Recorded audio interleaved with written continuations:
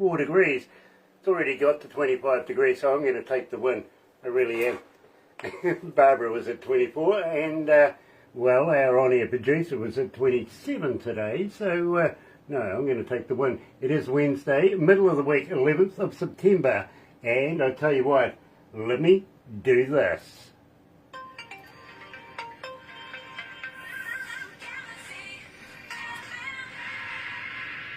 That's right, you're right here at Galaxy 107 FM, and so very, very happy to have you. Tell you what, if you're a first-time listener, viewer, got to say listener, viewer, because we're on live on air as well, why not do this? Why not subscribe, become part of the family? We call it The Noise here at Galaxy, simply because, well, you do have a voice, and we hear you. We take notice, we really do. In fact, that's pretty much how we structure a lot of our shows here at Galaxy, is by who you ask for, artist and track. Believe me, it works, it really does. And one person can make a difference, really, really can. But in the meantime, Barbara's handing me a device. Tell you what, let's kick it off, because we're heading all the way over to Brisbane, and yes, we're meeting up with a couple of Mermaid Avenues. Loving this. Here is Bones.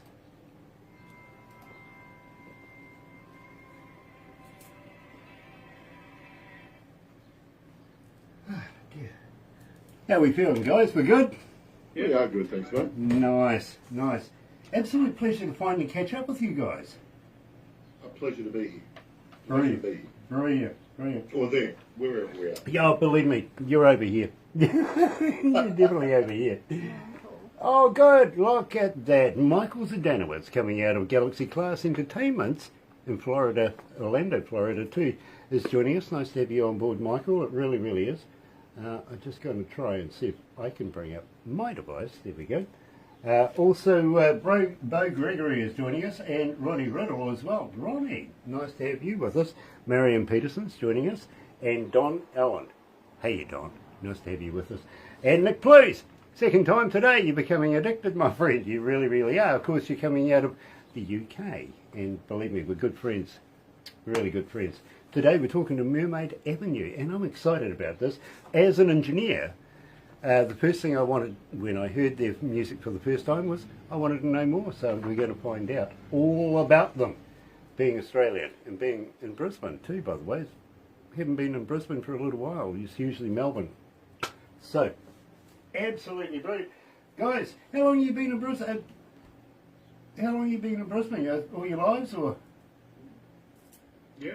Well, I have a horrible secret. I'm actually Sydney born, but we try and play that down in the band. Yeah, I would too. I would too. Yeah, I used to live on the North Shore, so believe me, I understand. And I'm a pinball boy. Yep. Okay. But having said that, I used to play rugby league over there. But I used to play for a little town called Newcastle. Oh, yeah, little town. A little town. Yeah. Great music city in Australia. One of the great live music cities in Australia. Absolutely, absolutely. I used to stay over there with a New Zealand iconic singer. He was actually a native of New Zealand that moved over there. His name was Prince Tuiteka, and that guy was responsible for a number of bands like Dragon, Jimmy Barnes and Cold Chisel, Johnny Farnham, Diesel. Believe me, there was a huge amount of Australian bands that went through his red shed before they went on tour, and he taught them so much that they became famous. They really did. I'd love to hear more about that story. Yeah, believe me, he taught me how to be an engineer. And whatever I learnt in university, the first thing he says is throw that away and I'll show you how to do it. You know what I mean? So, yeah. Tim and Queenie, I owe them a lot. In fact, one of his very good friends got an OBE because of him, and he says, you know, because I'm a Maori, he says, my OBE stands for Ordinary Brown Entertainer.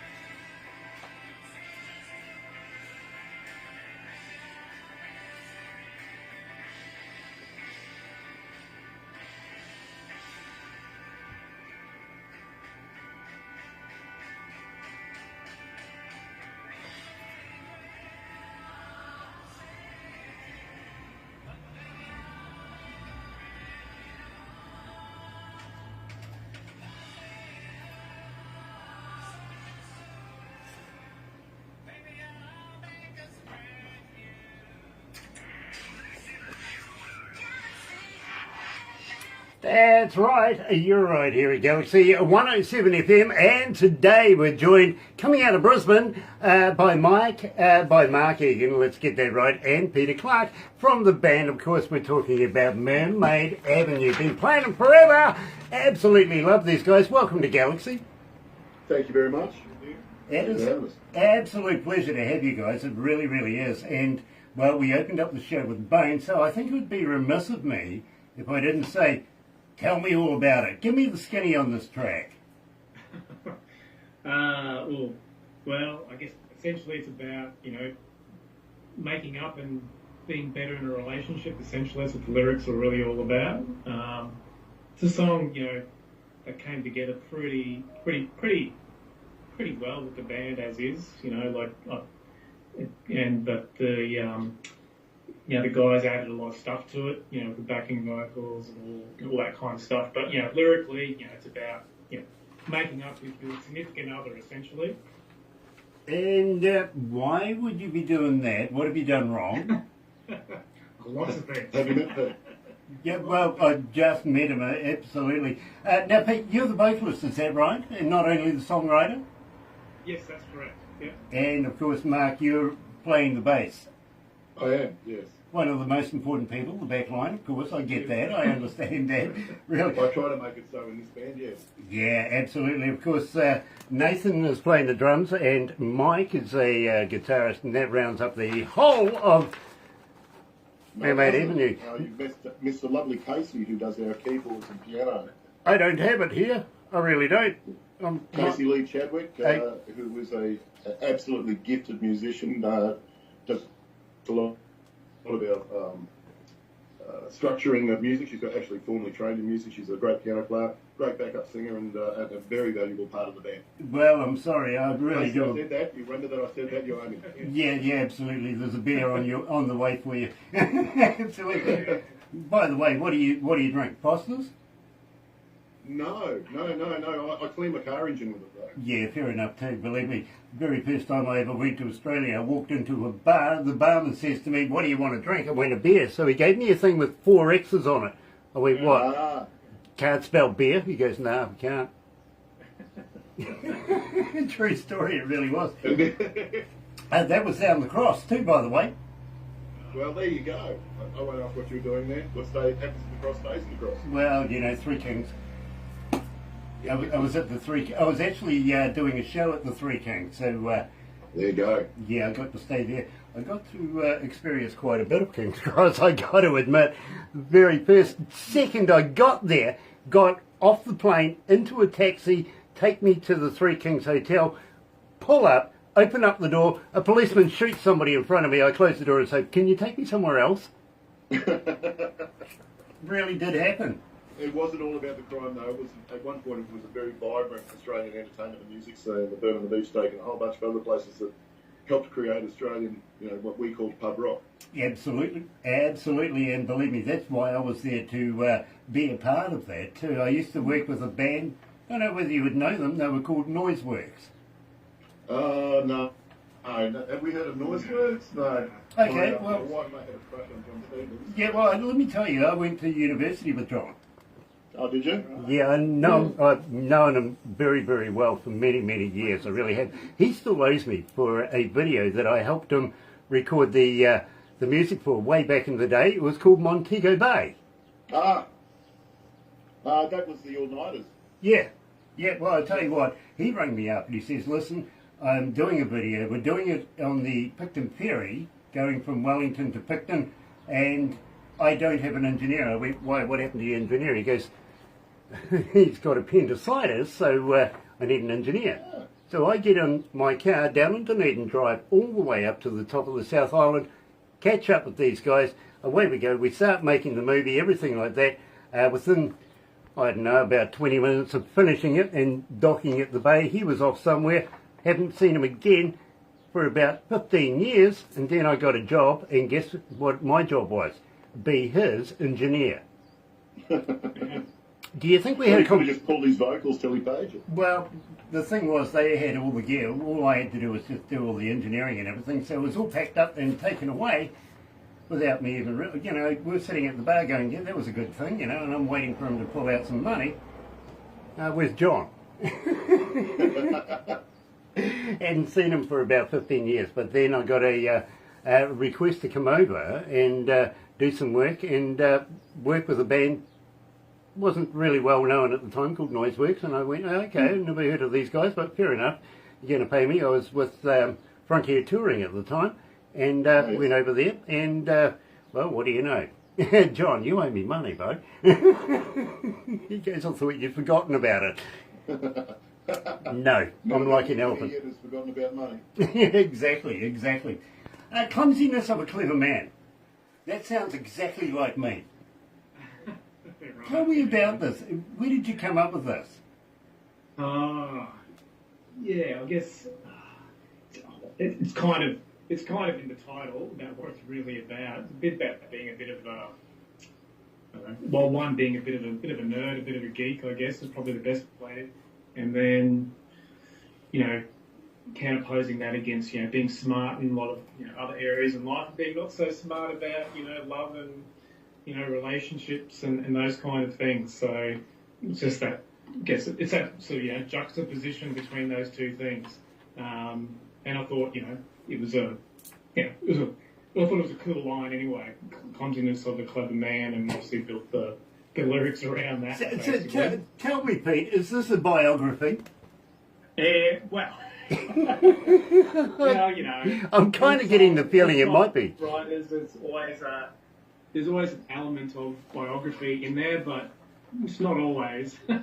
Vibe-wise, that song always spoke to me. It reminded me of Mayor of Simpleton by XTC. It had that same sort of vibe about a fella not doing well. Yeah. To the point I even tried to make the bass line sound a little bit like XTC, just to tip a hat to a great band. Absolutely. And I think most guys, you know, most people have felt that way at some point in their lives. That, you know, they've got everything else sorted out, but they just can't, you know, work it out. How, you know, their love life, basically. I get it. I really do. Yeah. By the way, 1,233 requests so far since we've been playing it, so not doing too bad. Here is Mermaid Avenue coming out of Brisbane, Australia, and Clumsiness of a Clever Man. Ah, yeah. Gosh, it's hot in here. It really is. How you guys feeling? You okay? Yeah, look, we're in a nice big room. This is our rehearsal room in my house, so it's big and it's airy and quite comfortable. Nice. By the way, you guys, none of you guys are vegans, are you? Yes, one of our people is. Mike, the guitarist, is a committed vegan. Okay, all right. Perfect to ask then. Because I'm trying to come to the bottom of a myth, and I've been trying this for years. Nobody gives me a straight answer, really. It's like NASA, never a straight answer. Yeah. Has anybody ever tried a vegan sausage? No, nobody in this room at the moment, but I'm sure Mike's consumed many of them. Okay, are they made of real vegans or not? How many vegans does it take to make a link of sausages, though? Well, this is what I'm trying to find out. Because they tend to be fairly skinny and malnutrition. You want somebody like me who keeps the fat and marbling. Exactly. You want some good stuff. You really do. What's it? Sorry. Jeez, It's Barbara. really loud. You didn't turn it up very well. Everything's my fault today. You're in control of the volumes. Dear. Honestly, the reason why I'm asking is I know that Girl Guide biscuits aren't made of real Girl Guides, which is upsetting. But I'm never buying them again. Yeah, true story. I was doing an interview with a representative, an executive of Johnson & Johnson. Right. So I knew that I was going to be doing this interview, so I went down the road and I bought myself a bottle of this product. And as we're doing it, I hold up the bottle and I says to him, "Can you tell me honestly?" Says, "Baby, you all right?" He goes, "Yep." I says, "So how many babies goes in a bottle?" I was blacklisted from that moment onwards, honestly. They won't return my calls, my emails, nothing. No. Believe me. So, unfortunately, I was politically incorrect on that one. Oh, dear. Happens, it really does. Sonny Morgan's joining us. Nice to have you on board, Sonny. It really is. And Elvis Garden is watching as well. Nice to have you on board. Really. Hey guys. Yeah, believe me, it's fun. It really is. Don Allen says, well, good morning. He's in Brisbane. He's in Brisbane. Oh, he has been. He has been in Brisbane. Yeah. Ah. There you go. No kangaroos over your way? Kangaroos? Yeah. Yeah, we have a few. The suburb that we both live in is semi-rural with a little bit of bush land around, so you see some small kangaroos and wallabies around. Unfortunately, some of them dead on the roads. We were just talking about the snakes we've been having around because it's springtime and all the good stuff. We're Kiwis, we don't have snakes. Yeah. You know, the most dangerous thing we have is a spider. Yeah. I don't know, we both played rugby against you guys. We think the most dangerous you got are your forwards. Yeah, well, that's true They too. said they weren't going to talk about rugby. Yeah, she says you weren't going to talk about rugby. Yeah, it's true. There's me breaking the rules again. I'm such a rebel. Oh dear, oh dear. Hi, Jeff. I'm just trying to control the dog. Oh, Hold on. Heidi Tan. Stop that. Dear, oh dear, oh dear. Heidi Tan is joining us. Heidi! Hello, Heidi. Welcome back, sweetheart. It's nice to have you. Jeff Bateson's joining us as well. Looking forward to meeting you, Sarah, in the very, very near future as well. And believe me, absolute brilliant to have everybody on board this morning. It really, really is. Heading over to Brisbane. These guys are coming into summer soon, so I'm going to ask them what their plans are for the festivals and stuff like that. Only 105 days away from Christmas. Start to think about it. Oh dear.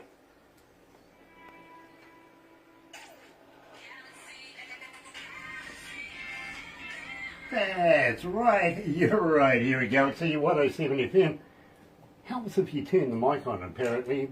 They were telling me, listen to the headphones, turn your mic on. Too busy talking to everybody on Facebook and, of course, to our very, very good guests. We're talking to Pete and to Mark from the band Mermaid Avenue. Now, guys, where did the name come from? Well, we'd love to say there was something In the water. prophetic about it. And a lot of, as anybody who's in a band who's listening will know, the hardest part of being in any band is selecting the name. And the name of this band predates my joining it. The fellow who was on bass before me, John Doyle, actually selected the band name. Yeah. And people think it comes from an avenue on the Gold Coast or something to do with that. It's actually to do with an album by Wilco and Billy Bragg. Yeah. Am I correct? Yeah, that's So correct. it's named after Billy Bragg, great actors, and Wilco, of course, a great influence on us because of the style of music and how they present themselves. Very, very cool. Now, believe me, I know what it's like to try and choose a name. I really, really do. Just recently, we've formulated a company in another country, and of course, we're Galaxy, right? So we say, hey, listen, Galaxy, da-da-da-da-da. They went, no, we've got too many galaxies. Come up with another name. So in the end, would you believe my dog actually chose the name? I'm not kidding. I'm not kidding, really. Let me run you through this. About 9 o'clock at night, 9:30 at night, I get into work. I have to go past reception to get to my office, and I pick up about 3 USBs. The receptionist, Sarah, leaves out for me at night. One's the stats that we've done for our performances for the day. The next one is emails and important messages, reminders, you know, got to pay wages, all that sort of stuff. And the last one is simply called noise, which is basically our audience requesting artists per track per artist, you know what I mean? And I take that into production about 1:30 in the morning, and me and the guys in production, we put together the morning breakfast show. It's done primarily around that. Now, at the same time, and believe me, I see your name on there every morning, and I have done since we've started playing Love Day number 9, to be very honest with you. So it's always there. Now, I'm sitting in production. The boys have gone out for a coffee break, if you know what I mean. Yeah.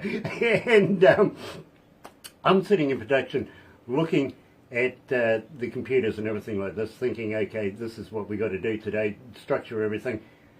And I was told earlier on in one of my emails that the name that we had chosen had been rejected because we have too many of this. Choose another name. And I'm thinking, now, what the heck? How am I going to come up with a name? They want something out of the box, basically, that everybody's got all the good names, apparently. That was what was said to me. So, okay, fair enough. And I'm thinking, well, I'll ask AI what they think, right? Try and use modern day technology. Let's get on top of it. So I asked AI and they came up with all these weird things that was just illegible and had no bearing on anything we're doing. So I sort of sitting there scratching my head as the door was partially open. I usually leave it partially open for the dog to go out, have its whatever out in the fields out the back, and then come back into the studios and wander down the hallway, makes its way, because it always knows that I'm in production at a certain time, so it'll come and sit with me. And it knocked the door open, but not harshly like it normally does. It comes bolting through. It's a big pit bullish kind of dog. It just has no sense of what's gentle and what isn't, right? But this time it just knocked it and the door squeaked like crazy. And I thought, CRC. First thing I thought of, CRC. So I'm sitting there thinking about this. Then I thought, squeaky door. Now there's something different, right? And I'm looking at media at the time, so I text Barbara about 3 o'clock in the morning. I says, I've got it. Let's try squeaky door media, right? What do you know? The government over in this particular country said, done, you've got it. Nice. So, yes, I know what it's like trying to come up with a name that's just damn near impossible. It really is. And I'll tell you more about the new country, because this is relevant to you guys, and it means a lot, not only to us, but it's more what we're doing over in this country is structured primarily for indie artists, and it's very, very important. It really is, because believe me, you stand to make a huge amount of following, because they've only been listening to one kind of music for 55 years, have never heard anything outside their own country. Really? Really. And it's not too far away from you. Put it that way. Guessing game. Yeah, you're close. Asia, Indonesia. Well, Asia, yes, you're right, but you're getting close. Close, right. You're getting close, okay? Papua New Guinea? Well, actually, we do have a deal happening with Papua New Guinea as well, especially in Port Moresby. My dad lived and worked there many years ago. Yeah, believe me. We've got a member of Parliament over there that wants us to do something with them over there, so we'll see what happens, what transpires. But believe me, I'll give you the story after this. And believe it's like honestly, it's like a fairy tale. I've got to be straight up with you. Barbara and I were on the in the car on the way home from coming back from overseas. We're driving home, and Barbara looks at me, and I looked at her, and we both went, "Did that really happen?" It's really like a fairy tale, but yeah, it did. And believe me, everything is about to explode in this country in the next couple of months. It really is. Awesome. Jody Medford is joining us. Jody, I love the trout. I really do. You're very, very good at catching trout. You really are. John Moocher. Oh, Joan. Joan is watching as well. Nice to have you back, Joan. It really will. Been a while. It has been. Today we're talking to Mermaid Avenue, and Embers of Fire's gone. It sounds like you've, stoked up the fire after a good night on the beach or something. What's going on here? Yeah, a little bit. It's kind of, I guess it's kind of a country number, probably the best way to think about it. And it started off as a pretty traditional country song, I guess. Like old style. I don't know, maybe trying to think like maybe not quite Johnny Cash style, but that kind of thing. Dwight Yoakam? Dwight Yoakam, yeah, maybe, yeah. And obviously got twisted a little bit, bit more rocky, but lyrically, look, it's not about me for starters. That's good. Not directly anyway, but it's about basically about a jilted lover, essentially. And sort of imagine yourself. It's actually about being like, those guys you see in the pubs, cover artist guys playing acoustic guitars, and trying to impress whoever it is who jilted them, basically. So essentially it's about that, and then obviously about trying to hold on to what's gone. Hence the Embers of Fire's gone. And it's the only song we've ever had get an E against it for explicit lyrics. There's an explicit lyric, yes. That's the only one. on the what is it, Spotify? Spotify, that's it. Okay. Yeah, we've got explicit lyrics. Yes. You know warn something? your listeners, it's pretty, So beep out when he says, keep your beep to yourself. Yeah, well, fair enough. We are actually classed as an E station as well, to be very honest with you. No, good. Yep. We find it hard to believe, mate. Yeah, You seem like such a saint. Yeah, no, believe me, we are. We're E for everyone. You're right here at Galaxy. Here's Mermaid Avenue.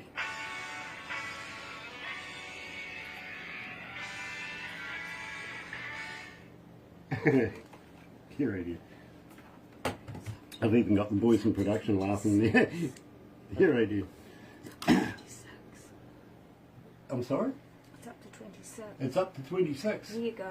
There you go, you winning. What, Nick? And Nick. Okay. Temperature lower. Yeah. Yeah, I'm winning. we have Oh, no. big battles over the temperature here, literally. I mean, Barbara lives on a farm a number of kilometres away. Last night she was texting me going, "It is absolutely bucketing down here." I'm looking outside going, "No."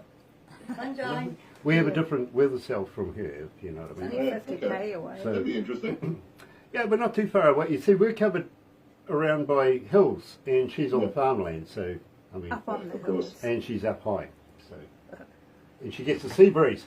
In fact, she gets to see a volcano every morning as she comes to work. Yeah, White Island. That's interesting. My wife usually erupts at me every morning too. Yeah, I can sympathise. I've got the same deal going on. Jack. I got to be careful. She's right there. By the way, how many countries are tuned in? Well, 158 now. 158 now. Okay, how many cities? You didn't ask that last I time. didn't ask that last time. No. No. You want to bring up that screen for me? 6318. Okay, 6,318 cities around the world are tuned in right now. Wow, that's insane. No, it's about average. No, it's 19. Congratulations. That took a lot of work to get there, I can assume, mate. So well done to you and your team. We've been doing this for about 10 years, and if it wasn't So have we. if it wasn't for you guys, you know, artists like yourselves, you tell your friends, and your friends tune in, and before you know it, your friends are getting in touch with us saying, "Hey, we got a band as well." Barbara gets about 200 submissions a day, and we've got to be vicious. So we only take the best of the best, and you guys ticked all those boxes. That is wonderful to hear, mate. Thank you. And we only forward onto the magazine the cream of that, and we would like to do that. I want to talk to you about it. Thank you.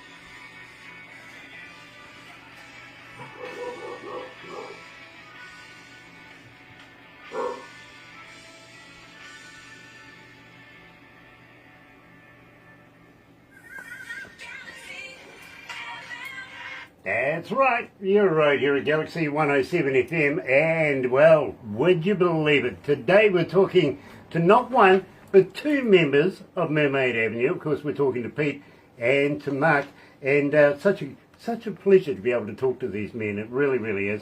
Now, what made you guys get into music in the first place? What was the big deal? For me, well, I started playing in bands probably about 20 years ago now. By accident, really. A mate of mine, at the time I was writing, I started writing lyrics first, like writing, probably bad poetry. And a mate of mine came across a book of them, and he was a drummer, or was starting to be a drummer, and he was forming a band, and they needed a singer. And also someone to actually write some words.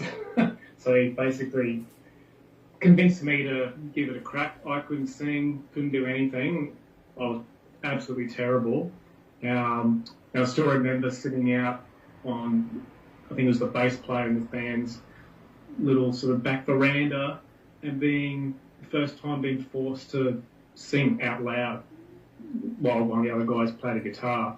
And that's how I started, and sort of went gradually from there. Eventually taught myself how to sing better, and eventually taught myself how to play guitar. Like when I was in that same band, one of the guitarists left, so the other guitarist said, "Here you go, learn to play this thing."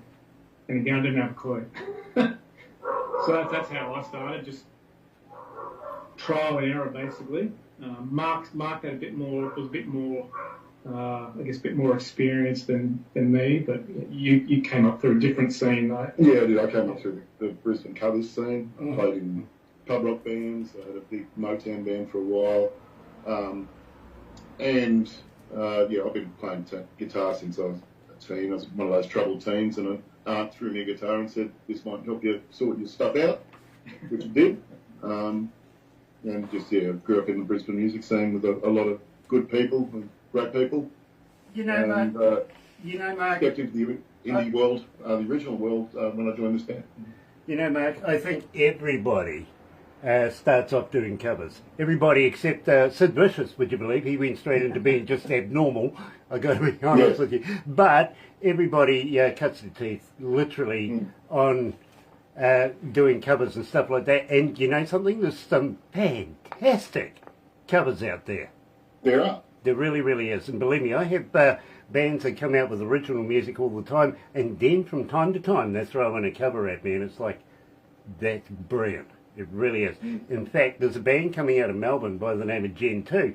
And check this out. They've done a couple of covers, I've got to be honest. I like their originals, but I also like their covers. The first one they sent me was a song called Royals by Lord. Oh, yes. Right? Now, I know Lord, and so I did the interview with these guys, and at the end of the interview, one of them said to me, "You know Lord?" I went, "Yeah." He says, "Would you pass this on to her, see what her opinion is, get her to get in touch with us, see if, we can get some pointers." I went, "Sure." So the next time I ran into Lord, I actually played her this track, sat her down, we're having a good time, and I says to her, "This is pretty good." And she goes, "Yeah, it is pretty good." Then I turn around and says, "They want to talk to you. Do you want, few pointers? Would you like to work with them?" She goes, "Yeah, okay." I says, "Cool. I'll let them know that I think it's better than your version." She's never rung them. I think I jinxed it. Deal killer. Yeah, I think it was. I wasn't being facetious. I actually did think it was better than her version. That was the problem. And so I just let it out of the bag, and now she's in Japan, I think, doing something over there. Anyway, fear of a bleeding heart. Now, who's got the bleeding heart? Before we go into this, we've talked about bones and we're talking about fear of bleeding heart. I should let you know that Pete is actually a doctor by profession, so he knows these bits of the body quite intimately. I was wondering about this. We were going, through anatomy stuff here. But what sort of doctor are you? I'm just a GP, like a general family doctor. Oh, okay, the one that doesn't get it right. Yeah. Yeah, I got it. Believe me, you go along and I want a couple of days off work. I got a back complaint. Yeah, pretty much. I'm trying to get him to release a song called Turn Left and Cough. Yeah, well, and let me grab. Yeah. This doesn't look good. Having said that, bones and fear of a bleeding heart, they're not really about medical conditions. No, this is true. But congratulations for being a doc. And, we need more of you people over. Maybe we need you more over here than over there. Yeah. You know what I He mean? worked hard to get there, guys. He did it as an adult. He didn't do it as a kid straight out of school. As a muso, you have to have a plan B. So something to pay the bills. So What? yeah. What? Yeah. No, I believe me, Peter, I understand. I really, really do. At the same time, I got to let you know, I envy you for being able to teach yourself to be a singer and everything like that. I cannot sing. Believe me, when I was a kid, my father, everything that I was singing, he said to me literally, "Sing like Elvis, boy." And that just stuffed me up because everything I sing now is just like Elvis. Like You know what I mean? Elvis, Did you say thank you very much? Yeah, well, I said something else that was more like, it started with a W, not a thank. Literally. But I'm sure my parents did that deliberately to show me, you know, you're just not going to be a rock star, really. Literally. In fact, the very first concert I ever went to, my mother took me. She won a competition. Guess who it was? Gary Glitter. Oh, right. Well, as long as she didn't take you backstage. No, believe me, that didn't happen. But you know, fantastic show. He really was a fantastic artist in his own right at the height of what he was doing. Yeah. But I tell you what, that instantly told me I can't do that. But I wanted to be in music, so I ended up being an engineer and getting involved in radio. And well, I'm still doing it. Yeah. Literally, still doing it. But having said that, I've worked with some of the best radio stations in this country and in some of yours as well, and around the world. Also been a front of house engineer for many, many years with some of the biggest bands in the world, and worked in some of the more prestigious recording studios around the world as well. So my career has taken me a long way. In fact, I used to do a show in a place called the Opera House with a Kiwi band called Crowded House. Remember that show? I've heard of both of them. Yeah. Yeah, unfortunately you guys wouldn't let us in the bloody stadium. They found out we were Kiwis and said, no, you're doing it outside, which we did. We did. We packed the place. Really did. And I think we got more of an audience outside than what we would have inside. It's an iconic place to play. Finn Lizzy played there, so you know. Yep, well, they wouldn't let us in the door. Literally. Guys are Kiwis, aren't you? That's it. There you go. Ah, dear. It takes us back to an apple and pear board kind of thing, doesn't it? Literally. Now, guys, fair for a bleeding heart, we better get this underway because we're running out of time. So you're right here at Galaxy 107 FM today, joined by not one, but two members of the band, Mermaid Avenue.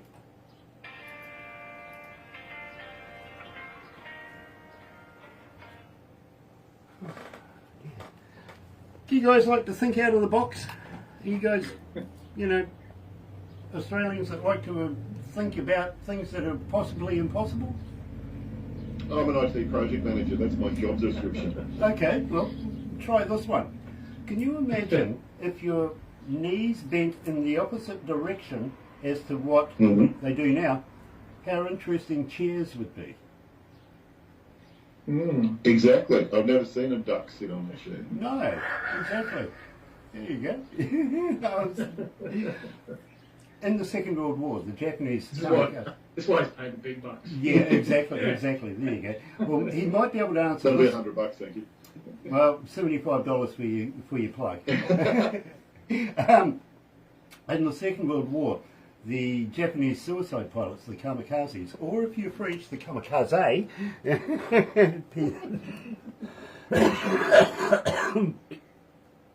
these guys knew they were going to die, right?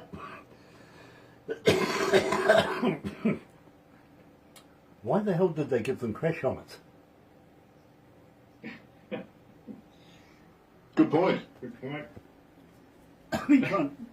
I like to think of the impossible things, like if you've got your Ford flying through space at the speed of light and you turn the lights on, would they work?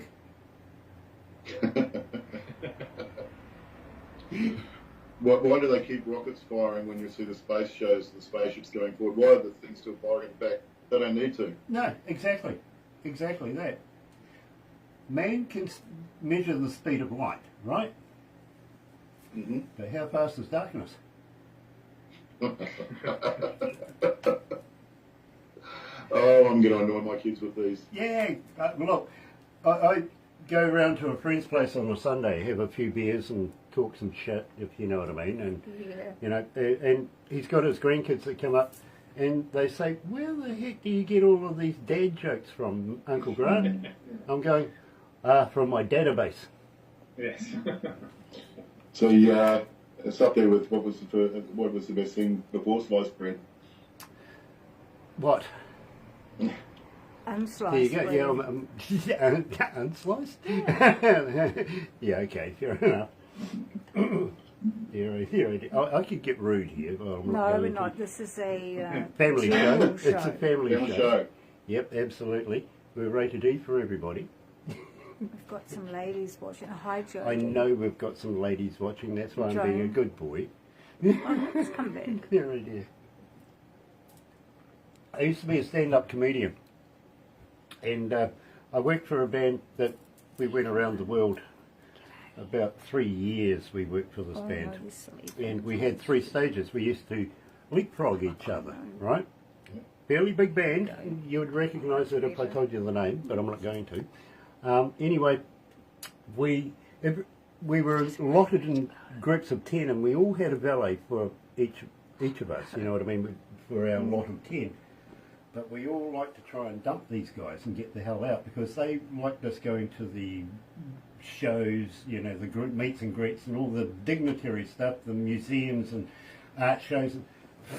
Yeah, We wanted to see what the streets were like, right? So we would dump these guys. Anyway, we got to Amsterdam, and I managed to dump this person, and I'm running across this big open square, and there was a church and everything like this, and this building had some stairs, and at the top of the stairs it said country dancing, traditional country dancing. So I thought, well, we've just come from Texas, let's go up and have a look. And there were people clogging. Right? I will tell you more about it. Hold on.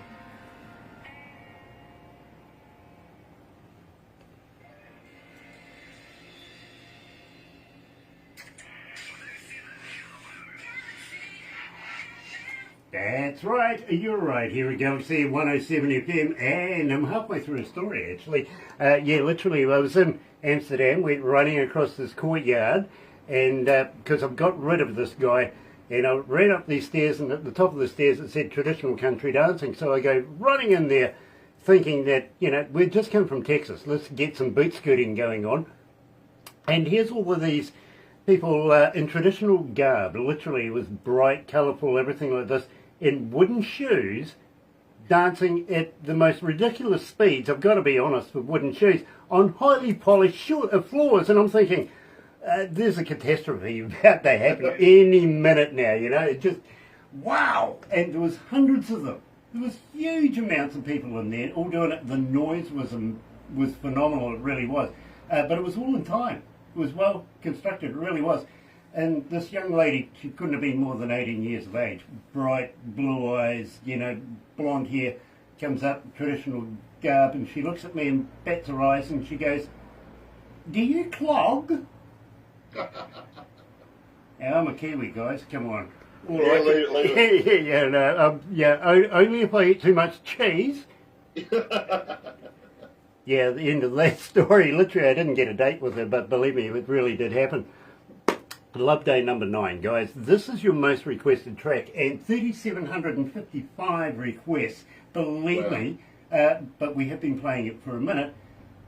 Everybody loves this track. Why is this so successful? Good question.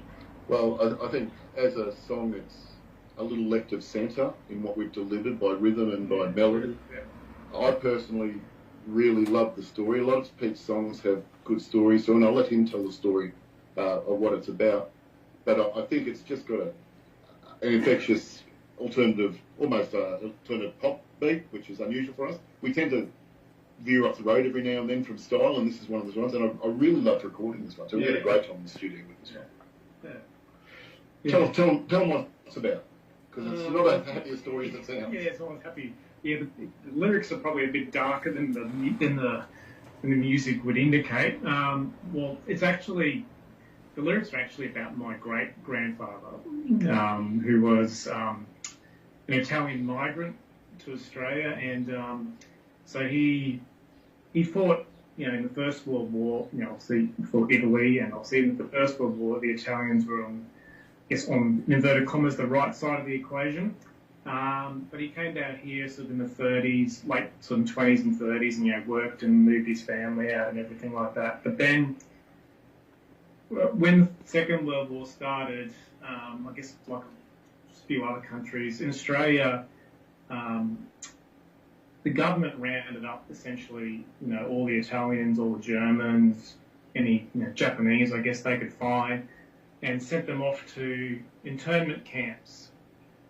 Basically, essentially lock them up for the duration of the war. And where he got sent was in South Australia. It's a camp called Loveday Camp 9. So that's where the title comes from, Loveday Number 9. This was Loveday Camp 9. So he was there for about 4 years, and separated from his wife and young family. And when he came back, he was never, the same person. Basically, he was, traumatized by it essentially. So it's a bit of a bleak tale, I guess.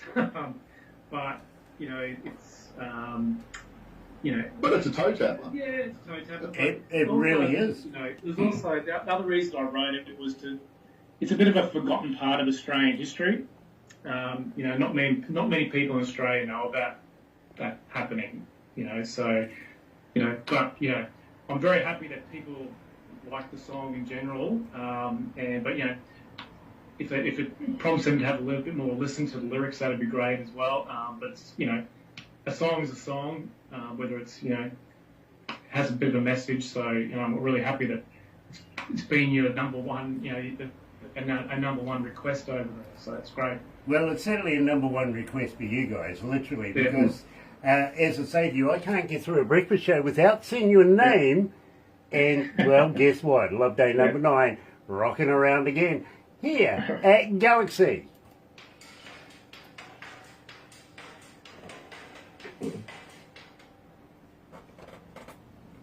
Man, I've got sweat running off me. It's hot in here. I want to find out what you guys are doing for summer, because we're coming into summer very shortly. So, you got anything planned for festivals and stuff like that? I'll ask that, because we're about to wrap this up. But don't go anywhere, because the girls are going to take some photos and bits and pieces. You'll get a copy of everything we do. And Barbara's going to put it into a movie for you. And got to ask you, have you guys been a cartoon before? Of a degree, I used a cartoon filter on one of our film clips to make myself look a little less Australian? dorky, I was going. Sorry, I had to throw that one in there. Yes, but not an actual cartoon. Okay, well, Barbara will probably throw you a couple of cartoon pickies as well. She's good at doing them.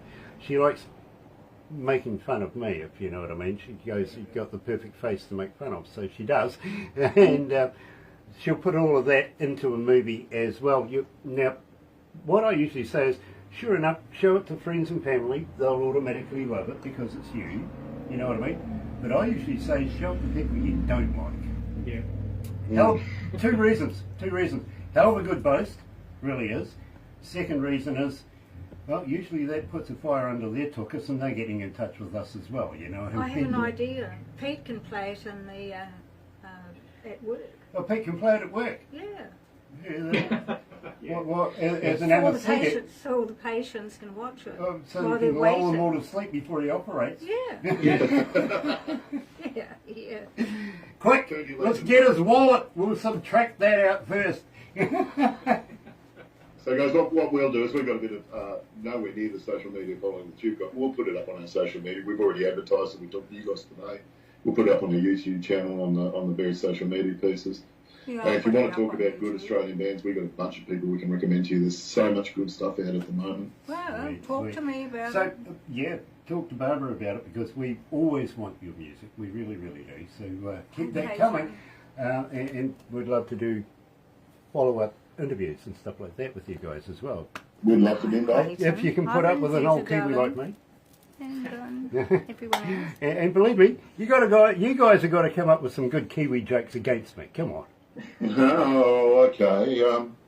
Why do all the trees in Melbourne bend towards the Pacific Ocean? I don't know why. Because New Zealand sucks. Yeah, well, there you go. Isn't that why all the seagulls fly upside down over Melbourne? They ain't worth shitting on? As a Brisbaneite, you can say it all you like. Yeah, exactly. I didn't say Brisbane. I was going to say Sydney, but wow. Yeah. What's those big holes all the way through Australia? Oh, that's the place where the elephants Behave landed. yourself. Come on, stop it.